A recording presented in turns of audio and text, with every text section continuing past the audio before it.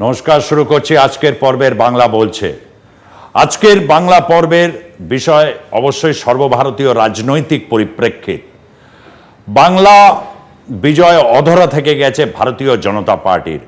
প্রচুর চেষ্টা করেও, প্রায় সমস্ত শক্তিকে নিয়োজিত করেও বাংলা বিজয় অধরা থেকেছে। তারপরেই কিন্তু একটা শিরোপীড়া শুরু হয়েছে ভারতীয় জনতা পার্টির অভ্যন্তরে। শিরোপীড়ার কারণ যে ভারতীয় জনতা পার্টি 2019-এর লোকসভায় ক্ষমতায় যত পার্সেন্টেজ ভোট নিয়ে এসেছে, কিন্তু ইন দ্য মিন টাইম গোটা ভারতবর্ষ জুড়ে বিভিন্ন রাজ্য, বিভিন্ন আঞ্চলিক দলগুলো তার উপর প্রতি মুহূর্তে নানাবিধ বিষয় নিয়ে ক্ষুব্ধ হয়েছে। করোনা পরিস্থিতি এই ক্ষোভকে আরও ত্বরান্বিত করেছে। একদিকে গোটা দেশের করোনা পরিস্থিতি, যে জায়গায় বেহাল স্বাস্থ্য ব্যবস্থার একটা চিত্র, এবং তার সাথে ভ্যাকসিন নীতি, কোথাও কেন্দ্রের সাথে রাজ্যের সংঘাত এবং বিভিন্ন আঞ্চলিক দলগুলোর সংঘাত উত্তরোত্তর বৃদ্ধি পেয়েছে।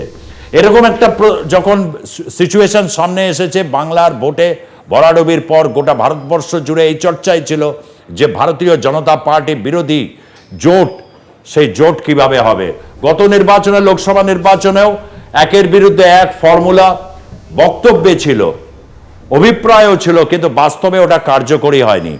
বাস্তবে কার্যকরী হওয়ার ক্ষেত্রে যে পরিপ্রেক্ষিতটার জন্য একটা পদ্ধতি বা প্রস্তুতি শুরু হয়েছে, সেই প্রস্তুতি বা পদ্ধতিটা ঠিক কি সেটা আমরা এক এক করে গ্রাফিক্স প্লেটগুলোর মধ্যে দেখব। কিন্তু দেখার আগে একটা কথা নিঃসন্দেহে বলতে হবে যে আজ বৈঠক শুরু হয়েছে দিল্লিতে, এবং সেখানে শরদ পাওয়ার এবং তার সঙ্গে যশবন্ত সিনহা, যিনি যে মঞ্চ, রাষ্ট্রমঞ্চ তিনি স্থাপনা করেছিলেন, সেই রাষ্ট্রমঞ্চের যিনি স্থপতি, সেই যশবন্ত সিনহা, তারা দুজনেই এই সভার আহ্বান করেছেন। 16টি রাজনৈতিক দল যোগদান করছে, বিশিষ্ট ব্যক্তিবর্গ যোগদান করছেন, যারা ভারতবর্ষে স্বনামখ্যাত ব্যক্তিবর্গ।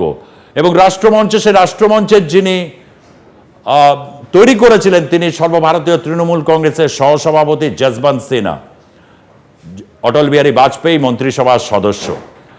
রাষ্ট্রমঞ্চ তো প্রাথমিকভাবে একটা সলতে পাকানো, কিন্তু এর একটা আবহ 2014 সালে, আগেও বলেছি, তৃতীয় ফ্রন্ট, চতুর্থ ফ্রন্ট, কত রকম ফ্রন্ট, 1:1, কোনো ফর্মুলা আলটিমেটলি কাজে লাগেনি। প্রথমেই ভেস্তে যায় কে হবেন প্রধানমন্ত্রী। কিন্তু এখন ভারতবর্ষের রাজনীতির যা চেহারা দাঁড়িয়েছে, ভারতীয় জনতা পার্টির বিরুদ্ধে একদিকে বিক্ষোভ, অন্যদিকে ভারতীয় জনতা পার্টির যে শক্তি, যে আধার, সেই আধারকে ঘিরে কিন্তু একটা জোট তৈরি হয়েছে। অনেকটা কারোর দাবি ফেডারেল স্ট্রাকচার না হলে দেশকে এক জায়গায় রাখা যাবে না। বিজেপি পুরোপুরি একটি কেন্দ্রের সমস্ত পাওয়ারকে কেন্দ্রভূত করা একটি পার্টি, এরকমই অভিযোগ প্রায়শই রাজনৈতিকভাবে, এবং সেটা এখন ভারতবর্ষের রাষ্ট্রনীতি বা রাজনীতির ক্ষেত্রে প্রধানতম হচ্ছে, সত্তা হয়ে দাঁড়াচ্ছে বিজেপি এবং বিজেপি বিরোধী আদার ফোর্স।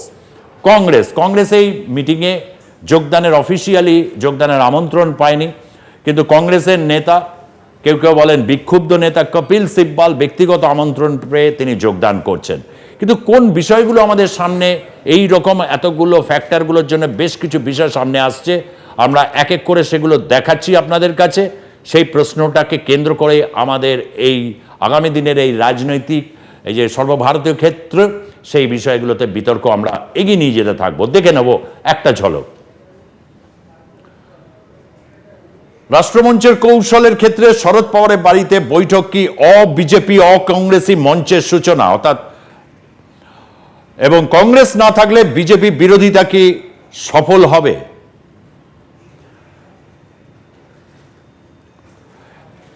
একই শরদ পাওয়ারের প্রচেষ্টা কংগ্রেসকে বাইরে রাখা। তবে কি শরদ পাওয়ার ও যশবন্ত সিনহা দুজনেই কি এই ক্ষেত্রে পথপ্রদর্শকের ভূমিকা পালন করছেন? ভোট কুশলী প্রশান্ত কিশোর কি এবার বিরোধী শিবিরের চাণক্য? মমতা বন্দ্যোপাধ্যায় কি বিরোধী মঞ্চের মুখ হয়ে উঠবেন, ফেস অব দ্য মঞ্চ যাকে বলা যেতে পারে? এই প্রশ্নগুলো এখন এই মুহূর্তে আবর্তিত হচ্ছে। এবং অকংগ্রেসি মঞ্চ হলে কপিল সিব্বালকে আমন্ত্রণ কেন, এটা একটা খুব গুরুত্বপূর্ণ প্রশ্ন সামনে উঠে আসছে। আমরা আজকে বিতর্কে যাচ্ছি। বিতর্কে আমাদের সঙ্গে রয়েছেন কোহিনুর মজুমদার, রয়েছেন তৃণমূল কংগ্রেসের মুখপাত্র, সৌম্য আইচ রায় রয়েছেন, অত্যন্ত সিনিয়র কংগ্রেস লিডার, রাজ্য প্রদেশ নেতা এবং যিনি মুখপাত্র, প্রধান মুখপাত্র প্রদেশ কংগ্রেসের, সৌম্য রায় তিনিও রয়েছেন, আমাদের সঙ্গে যোগ দেবেন অমিতাভ দত্ত, এবং ভার্চুয়ালি আমাদের সঙ্গে রয়েছেন সুপ্রিয় ব্যানার্জি। আমি প্রথমে সুপ্রিয় তোমাকে স্বাগত জানাচ্ছি। হ্যাঁ, আমি প্রথমে একটু কোহিনুরের কাছে প্রাথমিক প্রস্তাবনা। কোহিনুর, এটা ঘটনা যে প্রশান্ত কিশোর তৃণমূল কংগ্রেসের নীতি নির্ধারণ অর্থাৎ স্ট্র্যাটেজির ক্ষেত্রে, কৌশল প্রণয়নের ক্ষেত্রে গুরুত্বপূর্ণ ভূমিকা নিয়েছেন। তৃণমূল কংগ্রেসের এই সাফল্যের পরেই গোটা সর্বভারতীয় প্রেক্ষিতে একটা বিরাট জোট, মহাজোটের প্রয়োজনীয়তা অনেকে অনুভব করছেন। এই ক্ষেত্রে তৃণমূল কংগ্রেস আগামী দিনে এবং তার সর্বভারতীয় পরিচিতি এবং সাধারণ সম্পাদক যেখানে হয়েছেন অভিষেক বন্দ্যোপাধ্যায়, এই পরিস্থিতিকে সফল রূপ দেওয়ার জন্যই কি আজকের এই বৈঠক, এবং এই বৈঠক কি প্রত্যেকটাই কি অত্যন্ত স্ট্র্যাটেজিক্যালি এটাকে সাজানো হয়েছে? দেখুন, it is too early to conclude যে এই সময় কি হতে পারে, লোকসভা নির্বাচনে কি স্ট্র্যাটেজি হতে পারে। এটা এখন অন্তত রাজনীতির নিরিখে এটাকে এই সময় কনক্লুড করাটা খুব ইম্যাচিওর কাজ হয়ে যাবে। তবে এটা ঠিক, আজকে যে রাষ্ট্রমঞ্চের বৈঠক হয়েছে সেই বৈঠকে তারা স্পষ্টই ব্রিফ করেছে যে ভারতবর্ষের যে আর্থসামাজিক অবস্থা, যে ক্রমাগতভাবে অর্থনৈতিক বিপর্যয় হচ্ছে কোভিডের কারণে, বিভিন্ন জায়গায় লকডাউনের কারণে, এবং কোভিড ম্যানেজমেন্ট সহ অর্থনৈতিক বিপর্যয়ের পেছনে কেন্দ্রীয় সরকারের যে প্রত্যক্ষ এবং পরোক্ষ হাত আছে, তাদের ব্যর্থতা এটা ম্যানেজ করা, শুধু ব্যর্থতাই নয়, তারা ঘোষিত ব্যর্থ। এই জায়গায় তারা ঘোষণা করছে তারা ব্যর্থ বিভিন্ন কারণে। আপনি প্রাইভেটাইজেশন থেকে শুরু করে পেট্রোল ডিজেলের সহ অত্যাবশ্যকীয় দ্রব্যের মূল্য বৃদ্ধি থেকে শুরু করে আজকে দেশের প্রান্তিক মানুষ, যারা গরিব মানুষ, পিছিয়ে পড়া মানুষ, মধ্যবিত্ত মানুষ, তারা ট্রাভেলড।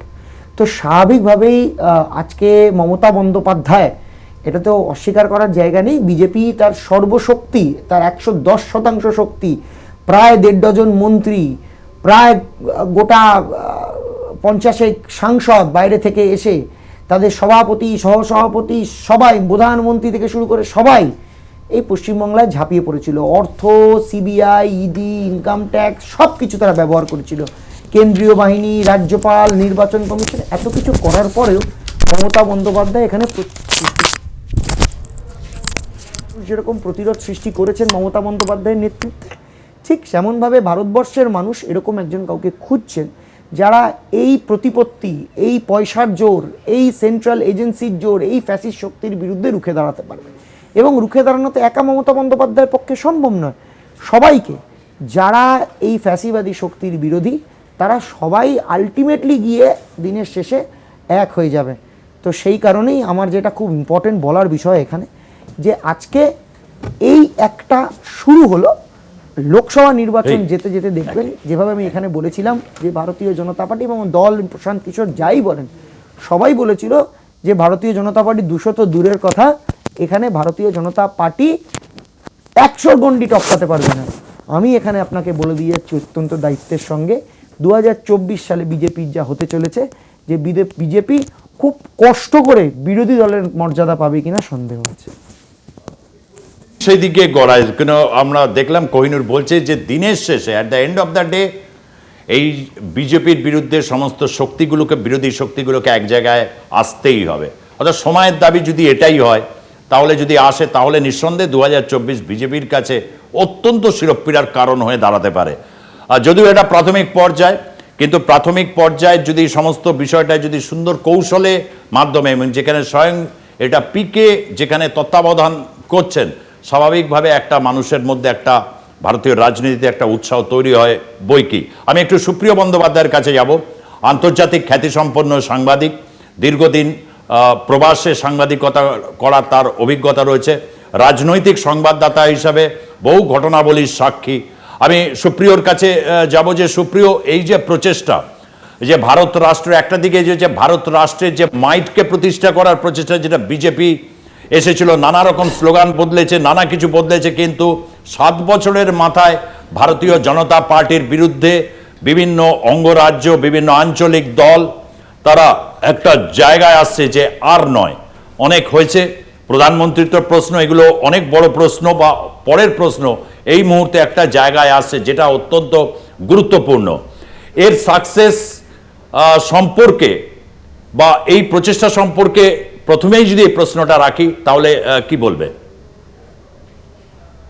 ধন্যবাদ সুজিত। খুব ভালো একটা দিক ইঙ্গিত করলেন আমাদের প্রথমেই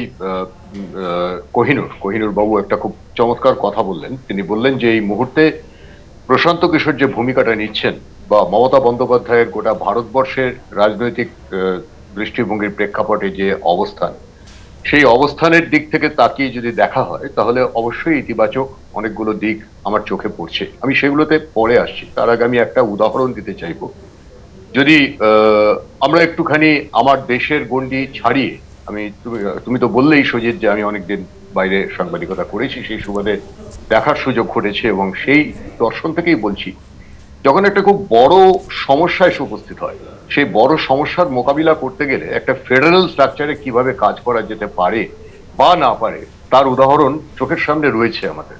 গত দশকেই আমরা সেটা দেখতে পেয়েছি, গত দশকে না তার আগের দশকে দেখতে পেয়েছি। 2008-এ যখন একটা অর্থনৈতিক মন্দা এসেছিল, যখন বিকৃত হতে বসেছিল গ্রেস, যখন আয়ারল্যান্ডের অবস্থা খারাপ হয়েছিল, পর্তুগালের অবস্থা খারাপ হয়েছিল, তখন কিন্তু ইউরোপিয়ান ইউনিয়ন একটা স্ট্রাকচারের মধ্যে থেকে অর্থনীতিকে একেবারে ধ্বংসের হাত থেকে বাঁচানোর জন্য পাশে দাঁড়িয়েছিল এবং পাশে দাঁড়িয়ে সেই দেশগুলোকে বলতে গেলে একটা চরম বিপর্যয়ের হাত থেকে মুক্তি দিতে পেরেছিল।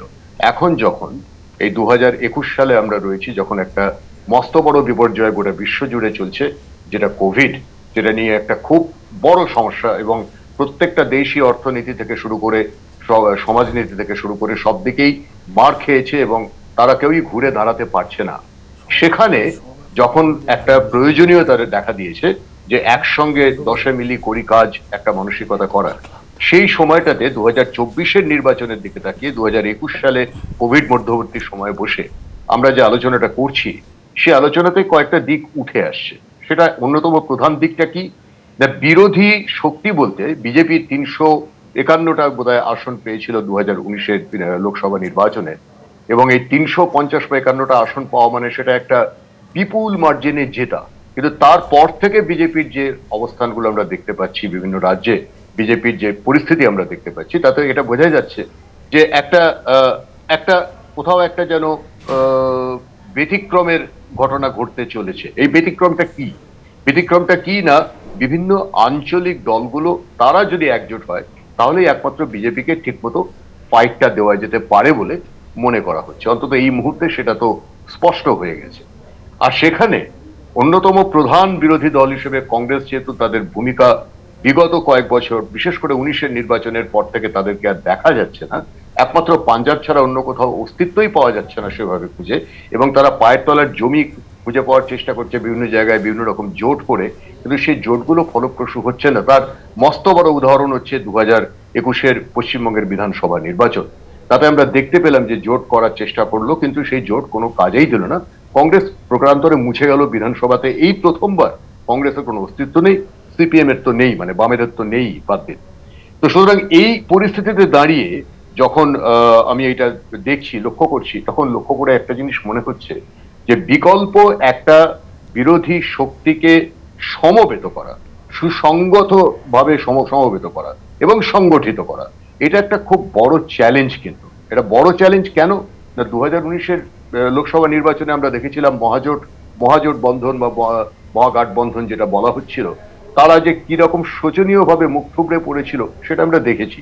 এবং এখানে একটা জিনিস এসেই যাবে, বারবার প্রশ্ন উঠবে যে হ্যাঁ, এদের মধ্যে এতগুলো দল একসঙ্গে এলে একটা সমস্যা তো থাকেই তাদের পারস্পরিক। না, আমি এতটা এক্সাইট না। তুমি যেহেতু বললে এটা একটা চ্যালেঞ্জিং এবং অত্যন্ত সংগঠিত করার একটা প্রক্রিয়া। আমরা জানি সাংগঠনিক ক্ষেত্রে একটা রাজনৈতিক দলের সংগঠনকে মজবুত করার একরকম প্রক্রিয়া, বিভিন্ন রাজনৈতিক দল এক একজনের এক এক রকম স্ট্রেন, এক একটা রাজ্যের প্রতিনিধিত্ব করছে, সেই রাজ্যগুলোর বৈশিষ্ট্য একরকম।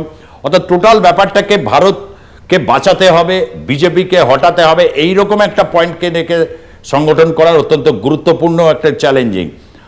আমি এই জায়গা থেকে এবার সৌম্য আইচ রায়ের কাছে আসবো। সৌম্য আইচ, এটা ঘটনা যে বারবার কংগ্রেসকে বাদ রেখে আঞ্চলিক দল, কেন অকংগ্রেসি অবিজেপি সরকার, এটা বামেরাও বহুবার করেছে, বিভিন্ন ক্ষেত্রে এসেছে, কোনোটা দানা বাঁধেনি। কিন্তু দানা না বাঁধলেও কোথাও ভারতীয় রাজনীতিতে আঞ্চলিক দলগুলো বা সেই আঞ্চলিক দলগুলো সেই রাজ্যের অ্যাসপিরেশনসকে অনেকটা মেটাতে সক্ষম বা পপুলার হয়েছে। হয়তো সামগ্রিকভাবে সংগঠিত হয়ে কেন্দ্রে অধিষ্ঠান করে যে একটা সত্যিকারের সরকার 5 বছর টার্মস অতিক্রম করা যায়, সেটা হয়নি। বিজেপির নেতৃত্বে এনডিএ করেছে বা ইউপিএ করেছে, অর্থাৎ কংগ্রেস, অর্থাৎ এক্ষেত্রে বিজেপি এবং কংগ্রেস ফ্যাক্টর। তো আজকের বৈঠকে কংগ্রেসের দিক থেকে সেরকম আমন্ত্রণ না এলেও বা না পেলেও কপিল সিব্বল থেকেছেন। কংগ্রেসের এই মুহূর্তেও একটা আভ্যন্তরীণ সমস্যা রয়েছে, বা আভ্যন্তরীণ সমস্যা থেকে পেরিয়ে নতুন দিকে হয়তো এগোবার প্রচেষ্টায় কংগ্রেস থাকতে পারে, সেটা লক্ষণীয় আগামী দিনে। ফলে এই যে চ্যালেঞ্জিং এই প্রক্রিয়াটায় সত্যি বিজেপি বিরোধী অবস্থান থেকে কংগ্রেস সবচেয়ে একটা কঠিন এবং পর্যায়ক্রমিক বিজেপি বিরোধিতার অবস্থান রয়েছে, এই পর্যায়ে ঢুকবো না। এই সামনের দিকটায় কি ভূমিকা কংগ্রেস নিতে পারে বা নিতে চলেছে, এটাই প্রশ্ন। সুজিতদা, রাজনীতিতে একটা কথা আমরা মানে খুব মানি, এবং সবাই এটা পণ্ডিত মানুষরা মানেন, যে অ্যারিস্টটল একটা কথা বলেছিলেন, বেশি কথা বলা এবং অগ্রিম কথা বলা যতই মূল্যবান হোক, তার থেকে বিরত থাকাই ভালো। সেটা নির্বুদ্ধিতার পরিচয় দেয়। 17টা রাজ্যে সরাসরি ভারতীয় জনতা পার্টির বিরুদ্ধে কংগ্রেস লড়াই করছে। রিজিওনাল অ্যাসপিরেশনকে কেউ ছোট করছে না, নিশ্চয়ই ছোট করবে না। সবে তো শুরু, এখন পরিস্থিতির ওপরে সবাই নজর রাখে। এখন আপনি যদি বলেন যে ঘোড়া ডিম পাড়ে, তো কখনো তো সেটা সম্ভব না। তখন আপনাকে বলতে হবে তাহলে ঘোড়ার নাম যদি এখন মুরগি রাখা যায়, তাহলে ডিম হয়তো পারতে পারে, অসুবিধা কিছু হয় না। এখন আপনারা অনেক কথা বললেন, আপনার শুনলাম, আমার পূর্ববর্তী দুজন বিদগ্ধ মানুষ বললেন, তাদের শ্রদ্ধা রেখেই বলছি যে ভারতবর্ষে কংগ্রেসটা বড় কথা নয়। বড় কথা হচ্ছে পার্লামেন্টারি ডেমোক্রেসিতে পার্লামেন্টারিয়ানরা নির্বাচিত হয়, তারপরে প্রধানমন্ত্রী তৈরি হয়। আপনারা যদি প্রথমেই ঠিক করেন যে কে প্রধানমন্ত্রী, কে প্রধানমন্ত্রী, কে প্রধানমন্ত্রীর মুখ, এটা একটা রাজনৈতিক চাল, তাতে কি হয়, বিকল্প ব্যবস্থাটা প্রথমেই ধাক্কা খেতে শুরু করে।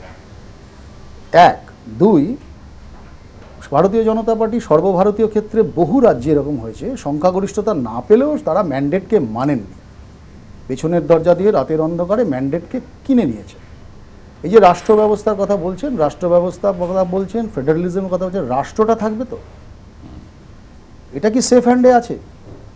জুডিশিয়ারি বলুন, আপনি তার সাথে সাথে অন্যান্য জায়গাগুলো বলুন, সব জায়গাগুলো তো প্রায় গ্রাস হয়ে গেছে। তো এই রাষ্ট্র ব্যবস্থাটা আপনি আজকে বলুন যে সমগ্র বিজেপির যে মূল এজেন্ডা, আরএসএসের নির্ধারিত মূল এজেন্ডার যে জায়গাটা যাচ্ছে, সেটা হচ্ছে দুর্বল করে দাও স্টেটগুলোকে, স্টেটহুডকে নালিফাই করো, আস্তে আস্তে ছোট করে দাও, দুর্বল করে দাও। যত দুর্বল স্টেটহুড হবে, তত বেশি সেন্ট্রালাইজেশন হবে, তত বেশি পাওয়ার সেন্ট্রালাইজেশন হবে। পাওয়ার সেন্ট্রালাইজেশন কী হবে?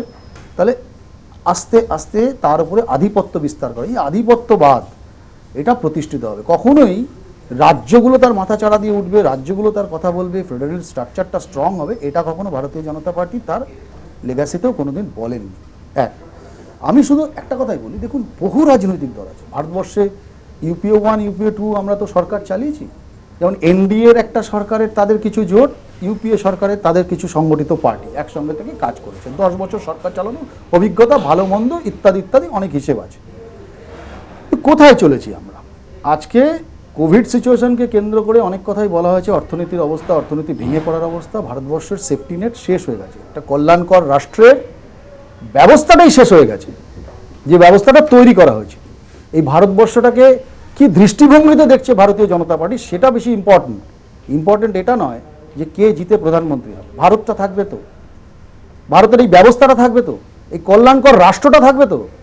আজকে শুধু কোভিডের নাম করে কোভিডের উপরে চাপিয়ে দেওয়া হচ্ছে। কোভিড পূর্ববর্তী পরিস্থিতিতে এই ভারতবর্ষ 45 বছরের সব থেকে বেশি বেকার দেখলো, 16 বছরের সব থেকে কম ইনভেস্টমেন্ট, 17 বছরের সব থেকে বেশি, সব থেকে ম্যানুফ্যাকচারিং ইন্ডাস্ট্রিতে লস দেখলো। একটা দিশাহীন, মানুষের উপরে চাপ, অসম্ভব রকমভাবে একটা বৈষম্য দেশের মধ্যে, একটা দেশের মধ্যে একটা পুঁজিবাদের মারাত্মক রকম ফ্লারিশমেন্ট এই ভারতের তো দেখছে। থেকে বেরিয়ে আসা এটা ঠিক কথা যে আজকে এই ডিবেটের কোনো মানে এটা নেই যে ভারতীয় জনতা পার্টির সময় একটা দেশ জুড়ে রিসেন্টমেন্ট আছে। আমি অমিতাভ বাবুর কাছে যে প্রশ্নটা এই জায়গাটায়, ওইটার কার্যকারণ ব্যাখ্যা করে, কেন আমরা নতিজা লাস্ট পশ্চিমবঙ্গ অবধি দেখেছি, এরপর উত্তরপ্রদেশটা দেখতে চলেছি। এরকম একটা জায়গা থেকে যে রাষ্ট্রমঞ্চের গঠন প্রক্রিয়া আজ থেকে এই যে শুরু হয়েছে, সেখানে একটা কথা সুপ্রিয় যেটা বলছিল এটা উঠে এলো, একটা হচ্ছে কাজটা ভীষণ চ্যালেঞ্জিং। আজকে এটা কারণ চ্যালেঞ্জটা অতীতে যেহেতু ফেল করেছে সেই কারণে একটা চ্যালেঞ্জিং, এবং তার সাথে যে প্রশ্নটা যে সাংগঠনিকভাবে এটাকে সংযুক্ত করার একটা প্রশ্ন, কারণ সব রিজিওনাল পার্টি তার নিজস্ব অ্যাসপিরেশনস থাকে, অতীতে বহুবার প্রমাণিত। এরকম একটা জায়গা থেকে কংগ্রেসের থাকা, অর্থাৎ কংগ্রেস এবং বিজেপিকে সবাই আমরা জানি একটি জাতীয় স্তরের রাজনৈতিক দল, কিন্তু তাহলে কি এই জাতীয় স্তরের দলগুলো আঞ্চলিক দলগুলোর সাথে ঠিকমতো ব্যবহার করেননি, যে কারণে আজকে একজনের বিরুদ্ধে আরেকজনকে বাদ রেখে তারা সংগঠিত হচ্ছে?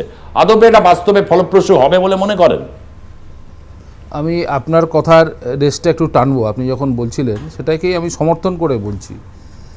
দেখুন, থার্ড ফ্রন্ট অথবা ফোর্থ ফ্রন্ট এটা নন স্টার্টার। আমি প্রত্যেকটা ওয়ার্ড ইউজ করছি, হয়তো বিতর্ক হতে পারে। নন স্টার্টার এই জন্যে যে কংগ্রেস পার্টি এখনও পর্যন্ত, আপনার প্রশ্নের উত্তর দিই, ফ্রন্ট গঠন করতে সর্বভারতীয় ক্ষেত্রে সফল হয়নি, রিজনেও সফল হয়নি। কিন্তু কংগ্রেস পার্টিকে বাদ দিয়ে, আমি জানি না 17টা স্টেটে আছে কিনা কংগ্রেস মূল বিরোধী আছে কিনা আমি বলতে পারবো না, কিন্তু কংগ্রেসকে বাদ দিয়ে অ্যান্টি বিজেপি কোনো শক্তি এই মুহূর্তে ভারতবর্ষে তৈরি হওয়ার কোনো সম্ভাবনা আমি দেখছি না। আপনি যাকে রিজিনাল পার্টি বলছেন আমি তার সাথে একমত হচ্ছি না। একটা রিজনে কনসেন্ট্রেটেড কোনো ব্যক্তি অথবা পরিবারের হাতে রাজনৈতিক দল, যারা রিজিনাল সত্রাপ বলতে পারেন, তাদের হাতে রাজনৈতিক দল, তাদের ন্যাশনাল অ্যাসপিরেশন আছে কিন্তু রিচ নেই। আপনি তৃণমূল কংগ্রেসের কথাই বলি, তাকে আপনি ন্যাশনাল অ্যাসপিরেশন মমতা বন্দ্যোপাধ্যায়ের আছে কিন্তু রিচ নেই, তা বলে যদি তিনি রিজিনাল পার্টি নন। রিজিনাল পার্টি বলতে গেলে যেরকম আপনার তামিলনাড়ুতে রিজিনাল পার্টি হচ্ছে, উড়িষ্যাতে রিজিনাল পার্টি, তারা বেরোবে না, তাদের জায়গার থেকে তারা বেরোবে না। আমি একটা জায়গা আপনাকে বলছি যে যেটা আমার মনে হচ্ছে যেটা ঘটতে চলেছে, উত্তরপ্রদেশের নির্বাচনটা হচ্ছে প্রচণ্ড ভাইটাল।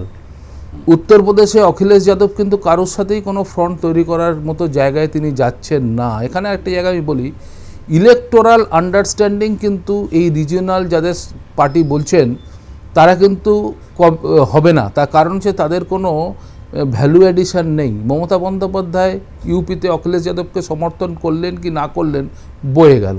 পাওয়ার সাহেব এখানে মমতা বন্দ্যোপাধ্যায়কে সমর্থন করেছিলেন কি করেননি বয়ে গেল। এখন যেটা দাঁড়াচ্ছে সেটা হচ্ছে পোস্ট ইলেকশন ইলেকটোরাল যেটা অ্যালায়েন্সটা কিভাবে হবে, দ্যাট ইজ মোর ইম্পর্টেন্ট। এখন ইউপিতে যদি বিজেপি হেরে যায় তাহলে কিন্তু হোল পলিটিক্যাল ইকুয়েশনটাই পরিবর্তিত হয়ে যাবে। আমি একটা জায়গায় বলে আমি শেষ করব, মানে এটা আমি সকলেই প্যানেল এবং আমাদের দর্শকদের আপনারও সকলের দৃষ্টি আকর্ষণ করব, সেটা হচ্ছে এখন বিজেপি ভার্সেস অল হচ্ছে, যারা যেখানে আছে।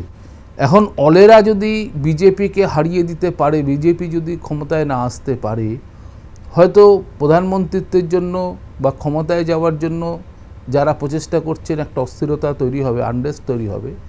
কিন্তু কে প্রধানমন্ত্রী হবে, কে লিড করবে, এই জায়গাটা এখনও বলার মতো জায়গায় আসেনি, কোনো রকমভাবেই বলা যাবে না। আপনার কথাকে আমি সমর্থন করছি। যদি সিপিএম না থাকতো বামফ্রন্ট হতো না, যদি জনতা দল না থাকতো তাহলে ওই ইউনাইটেড ফ্রন্ট হতো না, যদি কংগ্রেস না থাকতো ইউপিএ হতো না, যদি বিজেপি না থাকতো এনডিএ হতো না। তাহলে অনেকগুলো ছোট ছোট ক্রিস্টালাইজ করার মতো জায়গা, মানে ক্রিস্টাল যখন তৈরি হবে তাহলে তো তার উপরে ভিত্তি করে তৈরি হবে। তাহলে একটা লিডিং ফ্যাক্টর চাই, একটা গভর্নিং ফ্যাক্টর চাই, একটা ডিসাইডিং ফ্যাক্টর চাই। সেটা যদি একটা বিগার পলিটিক্যাল ফোর্স না থাকে বা তাকে মান্য দেওয়া না হয় তাহলে কিন্তু ফ্রন্ট গঠিত হওয়ার কোনো সম্ভাবনা নেই এবং স্প্লিন্টার্ড। আরেকটা কথা আমি একটু আপনাকে সতর্কবাণী করে দেই, কংগ্রেসকে আইসোলেট করে দেওয়ার এটা কোনো ব্যবস্থা নয় তো। তাহলে এটা কি বকলমে নরেন্দ্র মোদী সাহেবেরই বা বিজেপির হাত শক্ত করা কোনো প্রচেষ্টা, যেখানে কেউ উইলিংলি আনউইলিংলি ট্র্যাপড হয়ে যাচ্ছেন? আমি প্রশ্নটা দিয়ে রাখলাম আপনাকে। এটা তো রাজনীতিতে এত সোজা জায়গা না, অনেক রকম এটা হাতির দাঁত। আমি কোহিনুরের কাছে অবশ্যই আসবো। তার আপনি 4টে উদাহরণ দিলেন, এটা ঠিক কথা যে ইতিহাসের পুনরাবৃত্তি বারবার একইভাবে কি হতে পারে। প্রথমে কিন্তু এই পয়েন্টটা কিন্তু এই কারণে এটা ভয়ঙ্কর চ্যালেঞ্জিং, তার কারণ এতগুলো সত্তা এতগুলো রয়েছে এবং তাদেরকে সংগঠিত করা। কিন্তু কোভিড কি সত্যি এই যা কিছু উদাহরণগুলো এগুলো কোভিডের পূর্ববর্তী সময়, কোভিড পরবর্তী ভারত যেখানে অর্থনীতিটা যে জায়গায় গিয়ে দাঁড়িয়েছে, একটা মানুষের জীবন জীবিকা, তার আঞ্চলিক সত্তা, রাষ্ট্রীয় সত্তা, সবটাই তো প্রশ্নের সামনে। যেখানে সৌম্য প্রশ্ন তুলে ধরেছে, আদপে ভারত রাষ্ট্রটা কি যেভাবে দেখে এসে থাকবে তো এইভাবে, অর্থাৎ কোথাও একটা কি বলকানাইজেশন, মানে ছোট ছোট অঙ্গরাজ্য, কথা নেই যে কেউ রাজ্য বলছে আমার এইটুকু অংশ, উত্তরবঙ্গ, ঝাড়খণ্ড ভেঙে মানে আরেকটা এরকম একটা রাজ্য, এ কি হচ্ছে? মানে এরকম একটা পরিস্থিতিতে আজকের এই দিনে আমরা দেখতে পাচ্ছি রাষ্ট্রমঞ্চের কৌশল নিয়ে আলোচনা করছি। তার কারণ আজকেই সংগঠিত হয়েছে রাষ্ট্রমঞ্চের প্রথম বৈঠক বলা যেতে পারে, এবং এটা ভার্চুয়ালি না, সশরীরে তারা উপস্থিত হয়েছেন। এরকম একটা জায়গা থেকে দাঁড়িয়ে বিরতিতে যাচ্ছি, বিরতির পর আবার ফিরে আসব। এই কৌশলগুলো নিয়ে যে চর্চা শুরু হয়েছে, আমরা আজকে থেকে এই চর্চাটা শুরু করলাম। তার কারণ দেশ রাজ্য সব বিপন্নতার সামনে যেহেতু আমরা দাঁড়িয়ে আছি, এই বিপন্নতা থেকে উত্তরণের পথটা কী হতে পারে সেই নিয়ে একদম সঠিক রাজনৈতিক বিশ্লেষণ এবং বিতর্কটা করব। ফিরছি বিরতির পর, সঙ্গে থাকুন।